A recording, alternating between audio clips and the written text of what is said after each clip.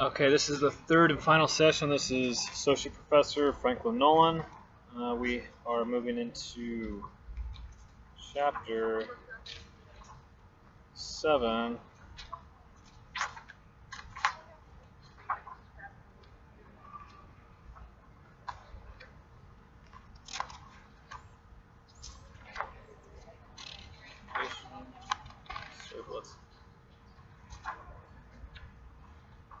Okay, we left off, power was dying, now we are hardwired, and I'm in the sun, so you're welcome. Damn it.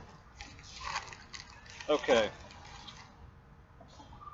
Moving into, as stated earlier, this is a study of enterprise Java Bean, Cal State University, Chico, Evan Brave, summer 2005, master's thesis, QA 76, Bravo 4928, that's 2005.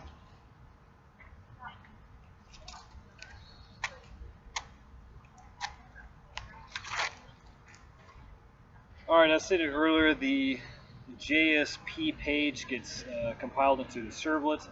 This servlet has three methods, the JSP int and the underscore JSP service and the JSP destroy. Figure 2 shows the general outline of the system using the MVP architecture, and I'll show you the figure. This is the MVC model M2 architecture. The browser performs into the next function, the control, which is the server, the servlet. That further jumps into the view JSP and rotates back into the browser, of which the controller servlet, view JSP, and Java Bean are all in one particular function.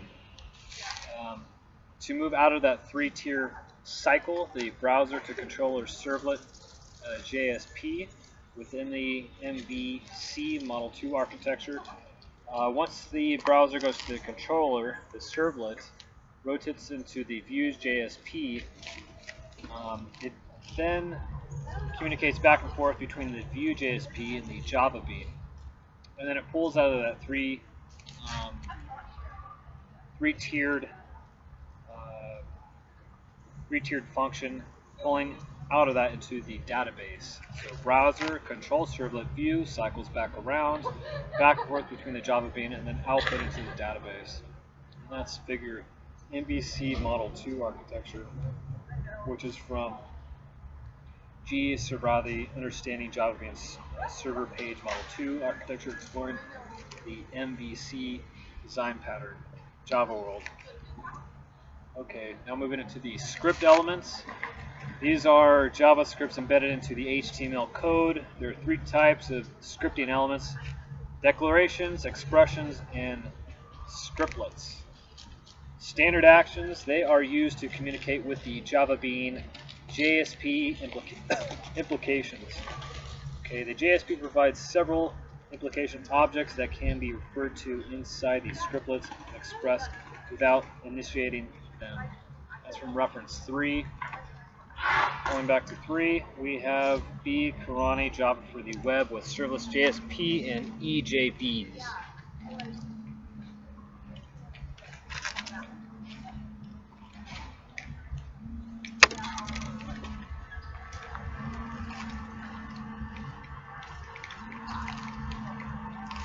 Alright, the request client request for demanding some service from the server.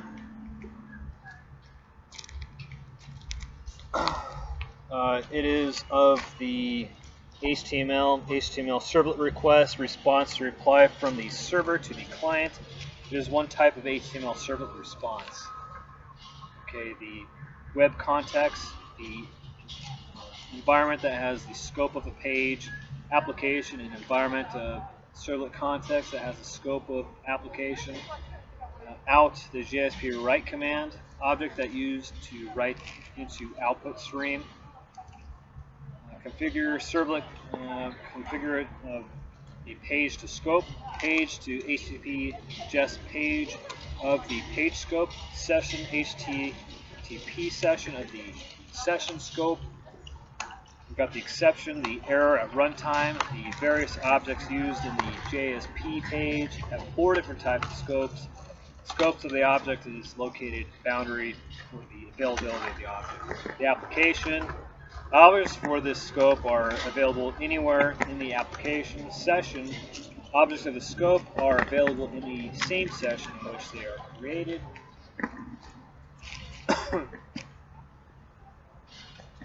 And then the request. Objects available for only one request made to the server itself.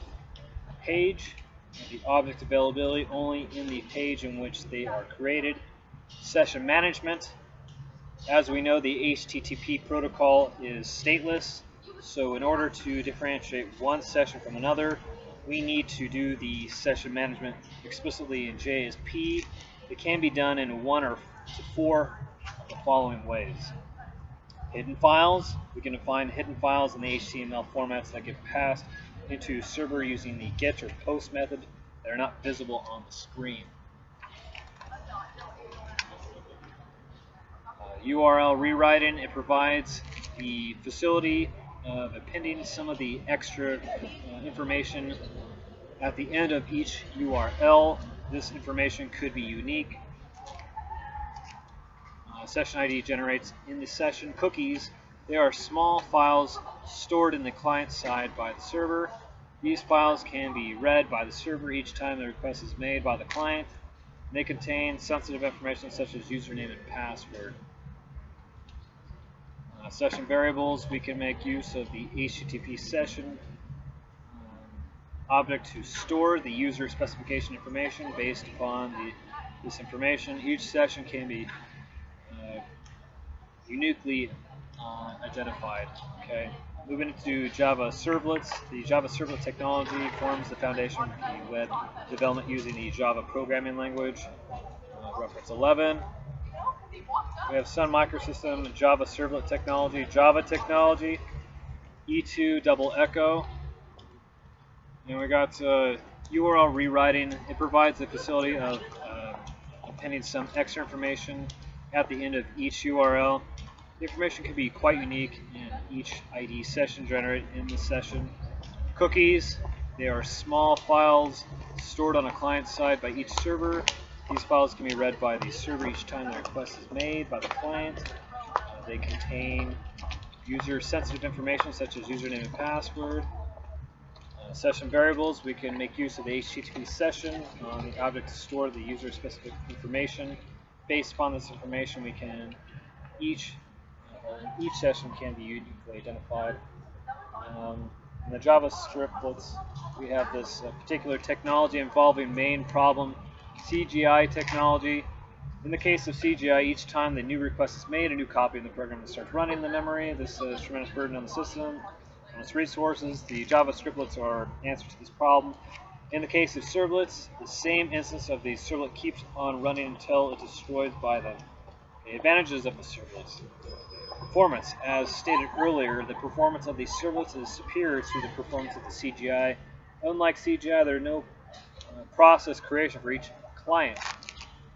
Each request is handled by the servlet inside the servlet container, and once the request is finished, it remains in memory waiting for another request. They have another alternatives like caching, the computation, and keeping database connections open.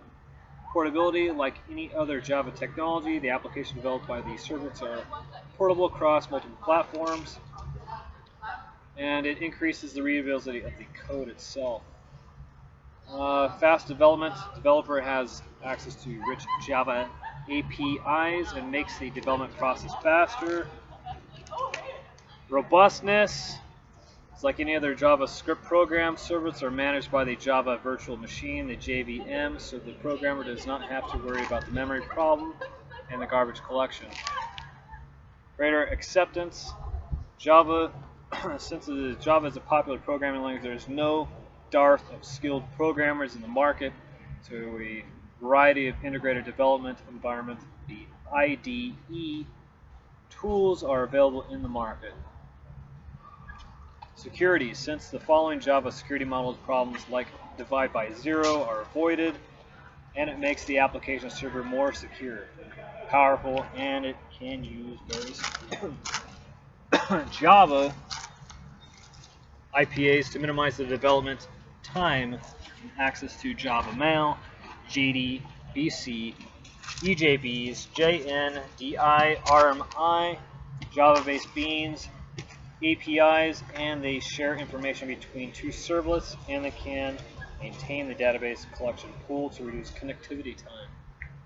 Servlet architecture. We've got servlet technology to make use of the HTTP as basic protocol for the client request, and server response. As a servlet is located by the servlet container when the first request is made for it, then it accepts the user requests and processes them. After processing is done, the response is sent back to the user.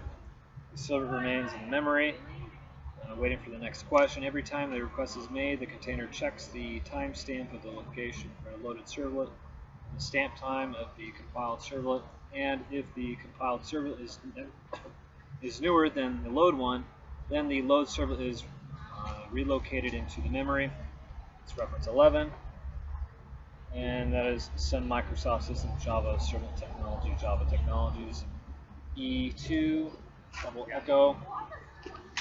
Okay, waiting for the next request. Every time the request is made, the container checks the timestamp, and the JavaVex.servlet package contains several interfaces classes from the developed basic servlets.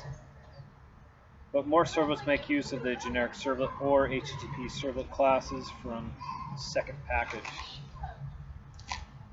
The servlet lifecycle, you got the int method, you have the first method called the container with the servlet class, which is initiated. This is only called once in the entire lifecycle of the servlet. After this method is called the variable that initiates the servlet into the input service. The service method, the method contains the code or the business logic that the servlet is expected to execute. Wherever a new request comes from the servlet that is already running in the memory starts executing this method. This is the method that executes for each request. Alright, now we're in the destroy method. This method is called a container before it removes from the servlet from the memory. Normally it's all threads executing the service method which have completed their task or on time must have occurred before this method is called. Okay, once this method is invoked, the service method cannot be called again unless the servlet is initiated again. Okay. Java-based connectivity, the JDBC Java-based connectivity, the API is useful in accessing the virtuality of any database that is available today, carrying all the database transactions from the transparency interface. The JDBC is divided into two parts, the core API and the optional API core. The API forms the classes and interfaces in the Java SQL package. It provides the classes through basic database programming. This forms the Java of Java 2 Standard Edition J2SE. The additional package has support for distributed transactions, row set and connection pooling, etc. That's from reference 13. Sun Microsoft's JDBC Technology Database Technology J2 double echo. Before making any connectivity connections to the database, we need to install the vendor-specific drivers for the database, and that driver is the interface provided by the vendor that translates the JDBC specific database calls into the vendor-specified database, and that therefore is then called. There are 4 steps for this before executing any database called through the JDBC. That is, load JDBC database driver, creates a database connection, creates a statement object, and creates a results set process for the record. Okay, and it's retrieved as a result of the execution of the query. So you have the Java SQL package contains a class driver managed that are loaded into the memory at runtime. 4 types of drivers are available today. That's from reference 13. Java Microsoft Incorporated, JDBC Technology, Java Technology, J2 double echo. Type 1. This driver defines the JDBC open database connectivity.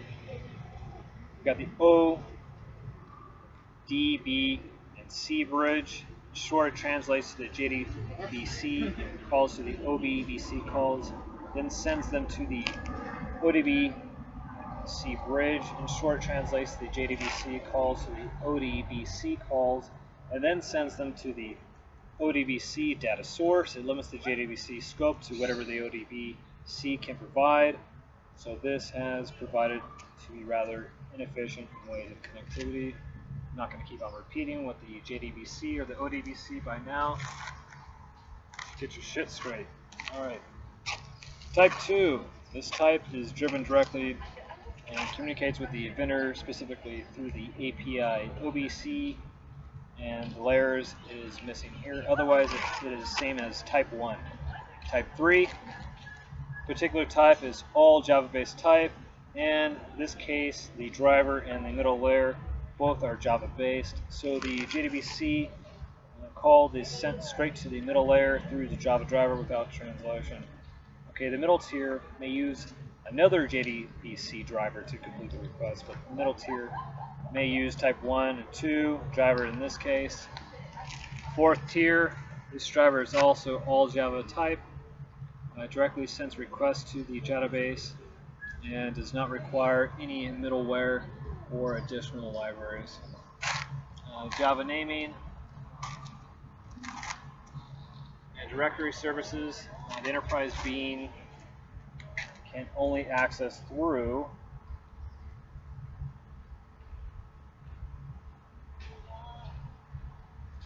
one second, my phone's more important.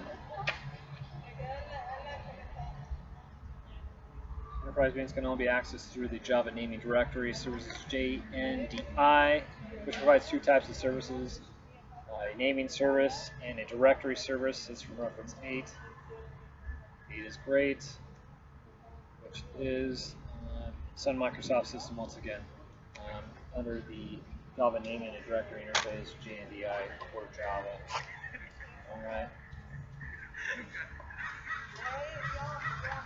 Push through to the end on this. So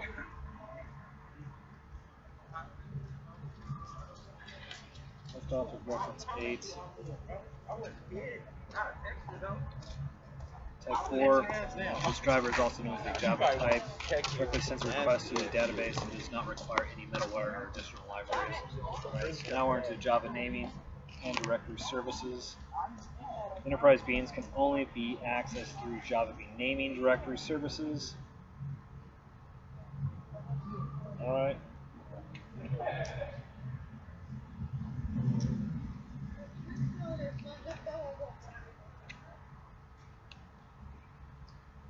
Okay. The JNDI provides two types of services, naming service and directory services. That's from reference 8. Naming service locates the objects specified by the name given. Most popular examples is domain name or DNS using the internet to map the names of IP addresses. Here in the J2 double echo architecture, the JNDI plays the same roles of mapping in a bean with its name, so the client application has to supply the name of the bean. Naming the services extends to the directory service, so it may also be the objects within the names. At the same time, the objects have the attributes of distributed in the objects. With the help of these attributes, we can search an object without knowing its name.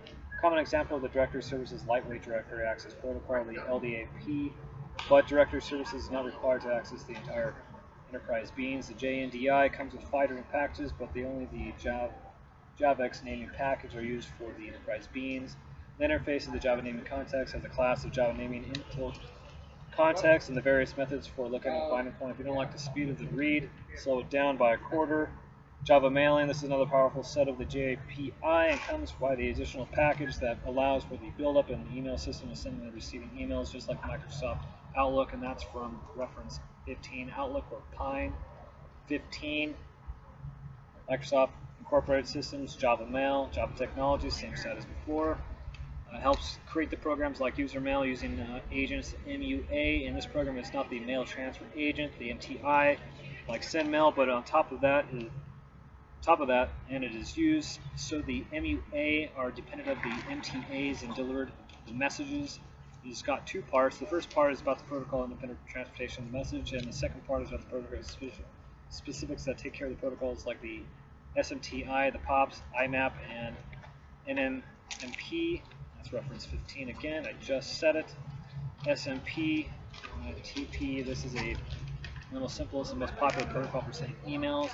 Java Mail application communities communicates with the SMTP server of the internet, provides the ISP, and the server will route the message to the appropriate destination. They're a chain of other servers and requires eventual some other POP or IMAP server will receive it at the other end. The POP is an acronym for Post Office Protocol. It's used to receive emails. Each of the signal mailbox is used in the system in case of the emails get offloaded when checked for the new messages. Okay. IMAP is the Advantage Protocol to receive messages. It stands for the Internet Message Protocol. It's not easier to replace POPs by IMAPs, but the server has to support that.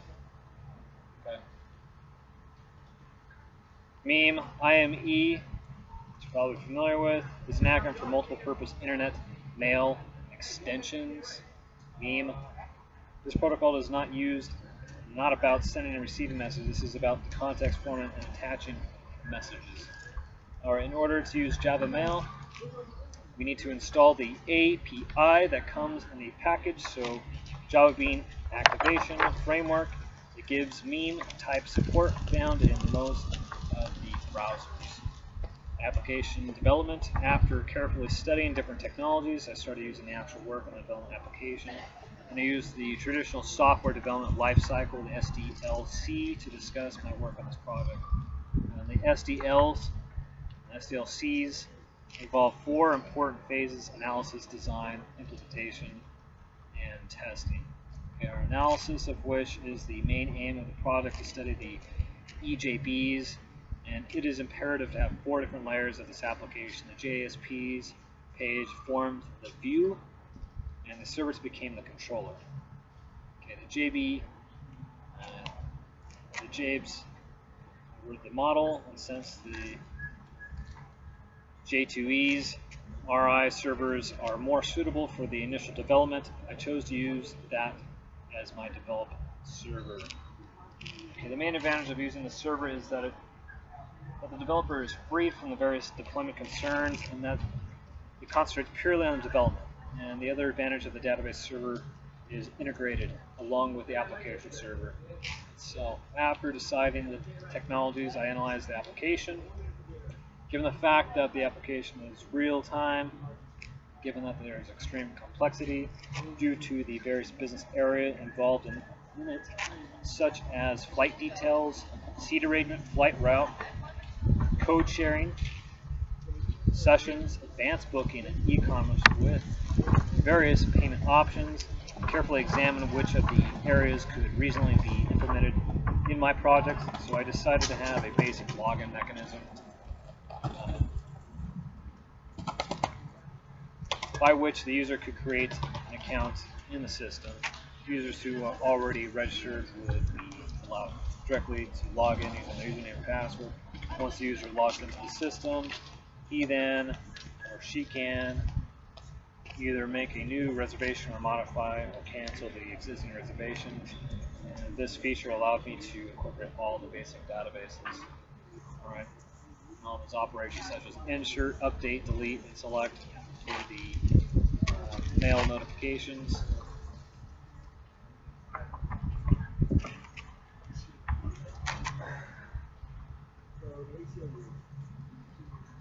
For the email notification for the successful reservation cancellation, I decided to employ Java Mail for the sake of simplicity. So I chose not to have the variable size of the aircraft, therefore keeping the number of seats per flight and route constant. To give an application a real-time look, various predetermined routes with different fares were added, and the analysis phase, the import phase, of the SDLCs. The SDLCs is captured, use the user requirements, and enable the developer to interact with the user understanding the needs of the application and thus visualizing different domains of the application.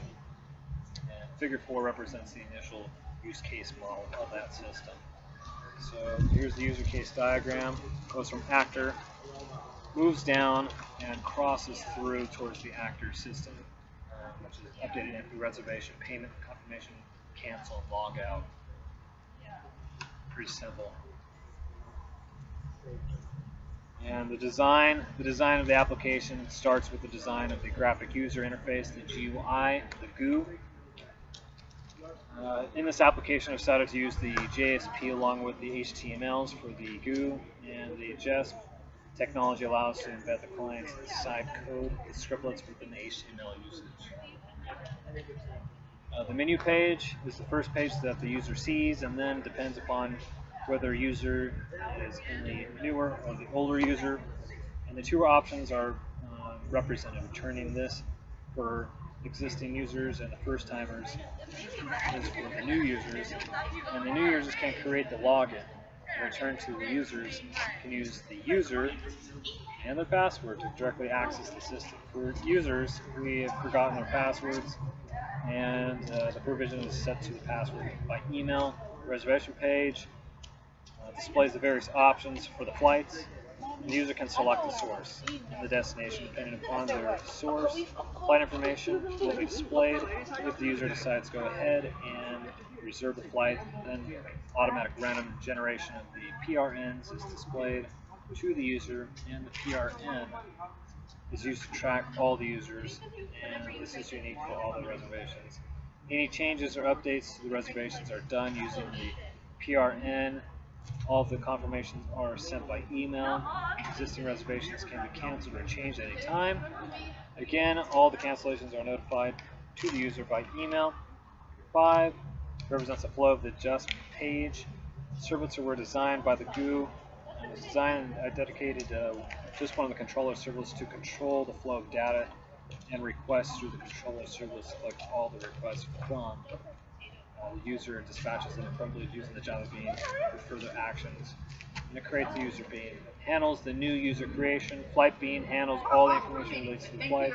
Reservation bean does the task of inserting the challenge and reservation payments, and responsible for handling credit card payments. Lastly, message bean displays the importance of the role in passing generated information and various messages for confirmation cancellations. Various Java classes are created per the J2 double echo framework requirements. You see that illustrated in figure 6 in the bean interaction. But the flow of the JUST page, figure 5, it's showing the rerouting. It's complex looking. The arrows are a little twisty. But it goes from the index JESP login, first timer, rotates back around the main menu. And then it goes into reservations, payments, confirmation, ends there. But you can go from index login, first timer routes to main page to cancellations.jsp if necessary. But also index to login JSPs to returning JSPs. Can be forgotten passwords such as previous user. But if it's the first timer, go directly through to login and then to first timer to set up an account. Index JSPs to login to returning, goes to update information JSPs, rotates into the main menu, and then you can go to make a reservation, decide to make a payment, and then confirmation. Otherwise, the reroute would be first timer, going from the index login to first timer, main page, cancellation if you need to cancel a flight or change your mind, or main menu, reservation, payment, confirmation. You're on. All of JSP page. Okay. The user dispatches in the appropriate Java bean for further action. Create user bean handles the new user creation. Flight bean handles all the information related to the flights. Reservation bean does not task the inserting or changing of reservation. Payment beans responsible for handling credit card payments. Lastly, message bean plays an important role of passing and generating various messages for confirmation cancellation. Various Java bean classes are created to as per the J2 double echo format requirements, and I'll show you the figure 6 illustration of servlet bean interaction. And it's a trifold. So it goes from a control servlet. The action request filters down to the entity bean creations and sessions. And lastly into reservations, delete reservation, payment, confirmation, database. And then a subsection of that would be new user servlets, actions, entity beans to create, and then into the database. Pretty straightforward.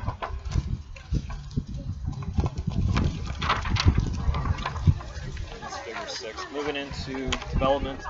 As stated earlier, I used the J2 double echo RI server to develop its entire application, and the server is freely available for download from Sun TM site. And we have installation of the servers as fairly simple to make available all the important entities and the utilities of the J2 double echo. We just need to include the required jar files, as in the class path in the cloudscape. The DBMS server is coupled with the J2 double echo RI server, so we do not have to do anything special for the database. And this database server is quite primitive. The database feature of the SQL are not available. And I developed a skeleton of my controller servlet. Then I started developing the JSP page one by one. As I developed the JSP page, I tried then to control the servlets. And by passing a request, the dispatch response back to the JSP page until the EJBs were developed, and then I passed the response to control to the servlets itself to make sure that the request response changed as working. Okay. So I passed the request and dispatched the response back to the JSP page until the JSPs were developed, and I passed the response to the controller itself just to make sure the request change was working. This kind of top-down programming method using sublets and eventually filtering them in with functional code, a standard approach. I developed all the JSP pages until this method. Once the JSP pages were done, I started working on the EJBs, and this was really challenging. The codes of the EJBs was not difficult, but the real challenge was developing the EJBs, and I created a separate jar file for Java classes. And the WAR files for the web-related files. The jar file means that the Java archetype and this archetype is filed in the archive, obviously titled Java archive. This file bundle is up to the Java classes, similar to the WAR file means web archive. And the WAR file means it's comprised of all the web components such as the JSP files and the servlet files, also the jar files and the WAR files. So they can be combined together in an earlier file, the enterprise archive, the J2EE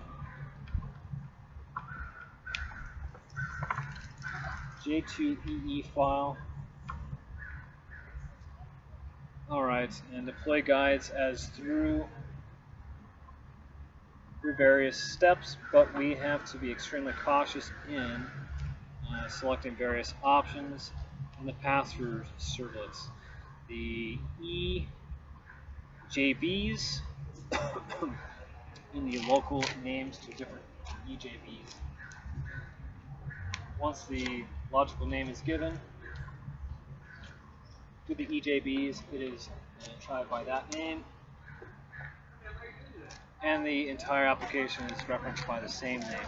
The deployment did not have a good login mechanism, so often when the deploy failed, I was clueless and I had no alternative but to verify all the other options. I selected and redeployed the entire application, and binding of the EJBs was the most common problem. When I made any changes to any of the EJBs and had to remove the EJBs and bind it again, I found it very hard and didn't have much choice, although it helped for the development, and this is not comprehensive. In the case of an entity bean, I decided to bean manage persist, as it gives further flexibility for the user in forming the queries and can be explained with the following example. In case of the container management persists, the EVJ load method would be like this. The public void EVJ load throws the remote acceptance, doing a beaked bracket within the case of the bean's management persists, and the same method would be typical and look like this. The public void EJB load throws the remote acceptance. The beaked bracket connects to the con equals null, and the prepared statement the PS equals null, and the result set RS equals null. String query equals select from the consumer account where the account number is equal to question mark application. And try the beaked account PK count PK equals account PK entity code gets primary key bracket of the con equals this. I get connection P, the PS equals con, prepare statement query, RS equals PS executive query, and if RS index equals beak bracket this account number or equals account PK accounts numbers, attach exception E print stack trace, and beak bracket, you're out of there. Okay, this shows how we can form our own queries and add our own code in this method. Now let's see, the BMP, otherwise keep blank in case of the CMP. We have this enables the developer to have more control over the data flow. Initially I had problems performing the queries as they require a particular syntax that's slightly different from the normal SQL. And the actual values for these parameters are substituted layer on the server, but initially in the queues we need to put the questions mark symbols. For example, update account set customer name equals question mark, SSN number equals question mark, whereabouts account number equals question mark. The developer must define the table structure along with the primary keys. The Cloudscape database does not have an option to define various constraints on the table. This Cloudscape is very primitive, and such constraints become responsibility of the programmer instead of responsibility of the DBMS. In addition, problem with account with the case of the message-driven bean. This is important to define the trigger action in my case. Even though I had to define on what action the MDB would get fired, it would not get fired, and it was not fired. I checked the deployment of the bean, but still, it didn't happen. So I redeployed the bean totally. If the bean is not deployed in the sequence, then the JNDI name gets messed up. You need to make sure that the name JNDI name is used throughout the application deployment.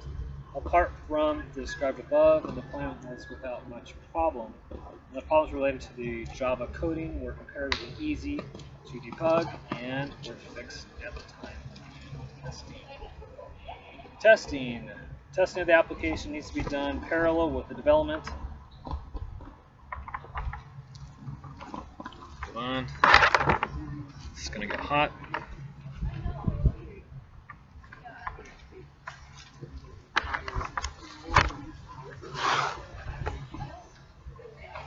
Okay, testing. The testing of application is to be done parallel with the development. I adopted the approach of using unit testing each program when it was developed. And the problems related to the Java coding were comparatively easy to debug, and they were fixed at the time of unit testing. Testing of the application needs to be done parallel with the development. I adopted the approach of unit testing each program when I was developing, and unit testing helps fix the syntactical as well as the semantic errors, which are relatively not easy to find, even with the control feature. I made semantic errors, and those were hard to find, so I made absolutely sure that each of the individual programs in the Java class were correct syntax. So when I reached the integration testing phase, most of the basic errors were avoided.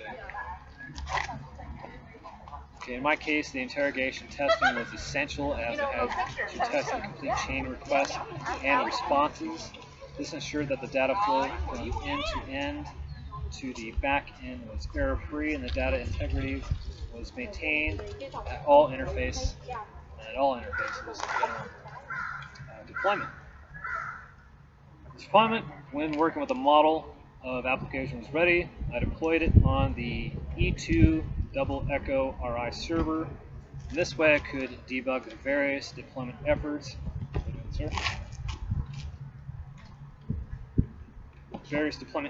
Efforts and errors in an earlier stage, and also test the application on the server while it was being developed. I had to prepare the WAR file so that the web component and the ER file, the EAR file, could be the EBS component I described earlier in this chapter, and deployment was not always very smooth. If the EBS were not properly deployed, when they wouldn't get located into the JNDI service as I chosen the bean management for systems, the BMP, for developing the EJBs. Therefore, I had to provide all the queries to carry out different database operations, since the query language QL used by the J2 double echo RI is relatively primitive. It did not support more complex SQ functions, the SQL function, and subsequent was that I had to refine the queries. Chapter 9. Chapter 9, Future Scope and Development. The future scope for the application, as stated earlier, the purpose for this project was to study the EBS. Therefore, I hadn't given much of the majority emphasis to the business logic involved in the application. An airline's reservation management system is real time, is very much advanced. It's much advanced, and it's more advanced than the project in terms of both the complexity and the volume of the records involved, the real-time air life.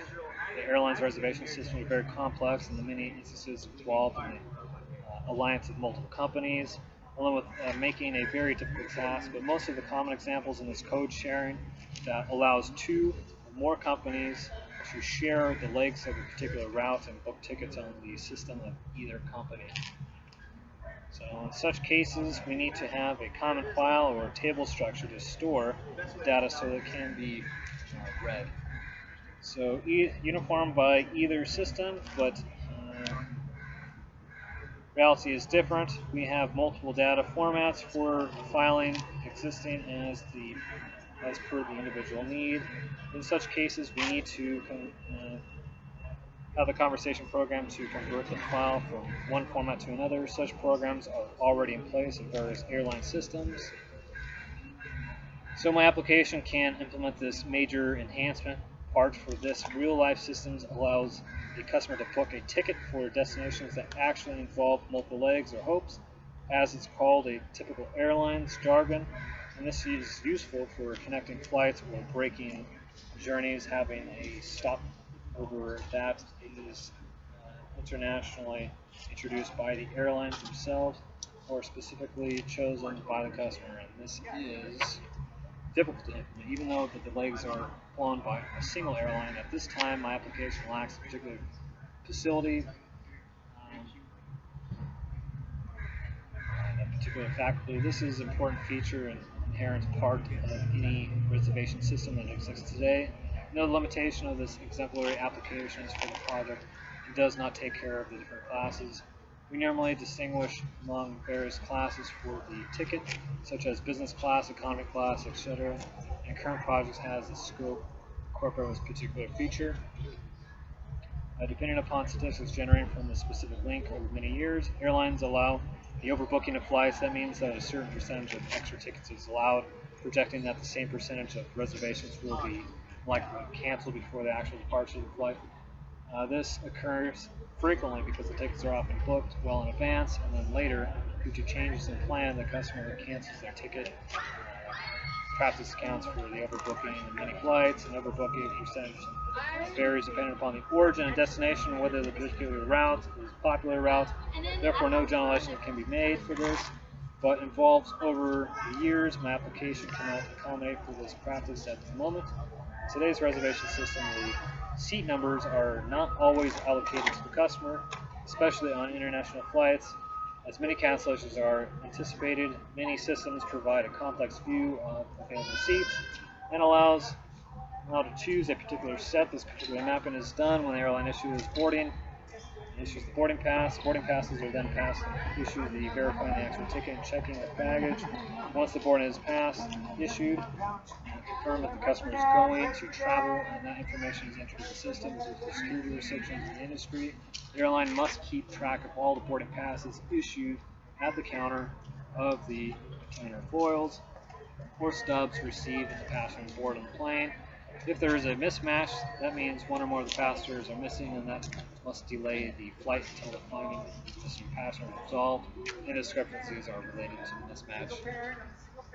The system will take care of the minor details such as the number of baggage received and the weight of all the baggage.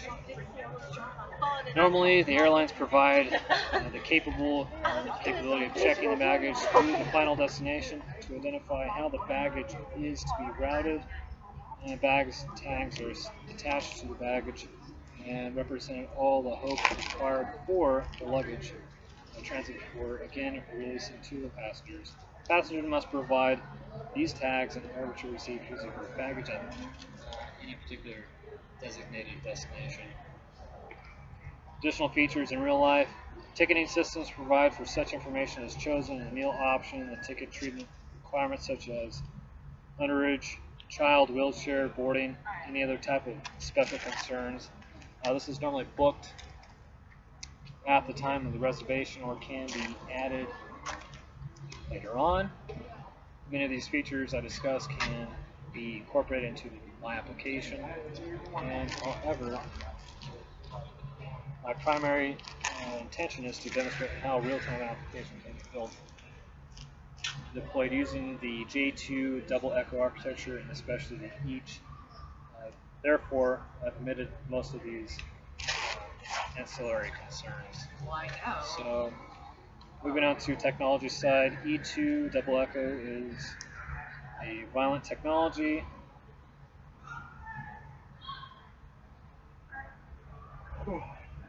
Excuse me. Although it is termed a mature technology for web application development, many revisions or new variations of the APIs are periodically added to this technology, so that the next several paragraphs I will discuss the newest features, the E2 double echoes, are being part of the next release. And we're closing up here, future release of the E2 technology. E2 technology architecture as a whole is made of various APIs or technologies that I discussed earlier. All these APIs will be impacted in the next release. Let us see one by one. Let's lie in the store.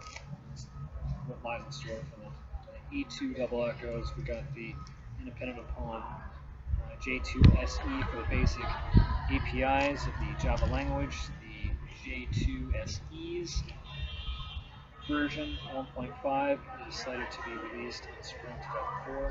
Some of these interesting features are as follows. Type-safe MS for the C++ feature has been introduced into Java with some modifications. Edmund represents the group of values of a particular object as it is similar to a case where we have the added method and fields. Okay, generics. This makes it possible to specify the type of objects used in the collection. See reference 9. And that's once again Sun Microsoft Incorporated. This is Java 2 Platform Standard Edition, the J2SE Java technology. And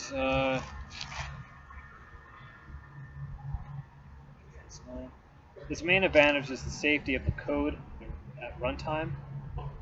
And as we must specify the type of the objects we are using, we do not have to cast that object. Okay, we get rid of the runtime class case exception for each construction and provides additional looping functionality for the programmer, aiming at reducing the code, improving the efficiency. It makes the iteration easier by eliminating the iteration manipulations, the auto boxing, and the feature allows the automatic conversation between data types and the corresponding wrap prices. With this facility, we can directly add the kind of data types to the collections. So we are summing things up. Improvement, static consent. For static consent, the functionality allows for reference of static consent without having implication interference by prefixing the class names. That's reference 9. Reference 9 is, once again, Microsoft System Java 2 platform. Standard edition J2 SE Java technology. And then we merely have to declare the important statement, and this will make all the consent available in that class.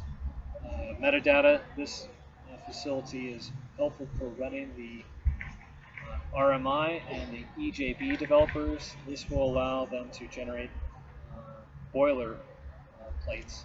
Code merely to input tags in the code to tell the compiler to generate the required remote interface. Now let us see how the actual J2 double echo specifications are intended to be changed. EJBs 2.1, traditionally EJBs are seen to be complex and tedious for smaller applications. The main reason is to need to deploy descriptors and the number of interface requires in code for each EJBs. With that new release, this task will be made simpler.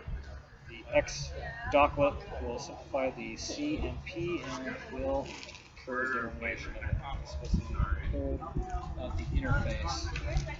So at the top of the agenda is CMPs. It is bound to get more attention with various features like caching, prompting options, pessimistic blocking, and other important features.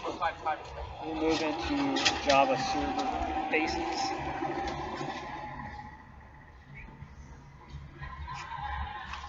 Alright, Java server Thesis. We have this is totally a new technology that captures the developer's attention. Java server faces, JSF, the framework for making user interfaces, the UI.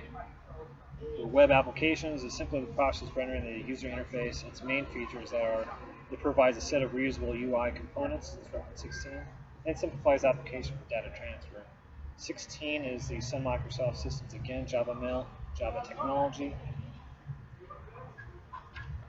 And it maintains the UI state across the server request component facility to build custom UI components. We went through the references. Here is the itemized list. And then 9 through 16.